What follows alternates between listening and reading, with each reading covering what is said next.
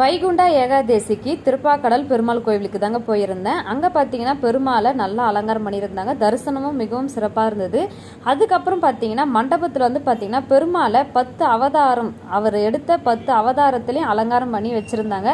ஒரே இடத்துல 10 அவதாரத்தில் விஷ்ணு பெருமானை பார்க்கறதுக்கு மனசு ரொம்பவும் மகிழ்ச்சியாகவும் நிறைவாகவும் இருந்தது.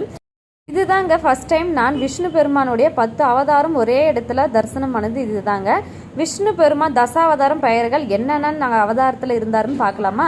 ஃபர்ஸ்ட் மச்ச அவதாரம், 2வது கூர்ம அவதாரம், 3வது வாராக அவதாரம், 4வது நரசிம்மர் அவதாரம், 5வது வாமன அவதாரம், 6வது பசுராமன் அவதாரம், 7வது பலராமன் அவதாரம், 8வது ராமர் அவதாரம், 9வது கிருஷ்ணர் அவதாரம், 10வது கல்கி அவதாரம்.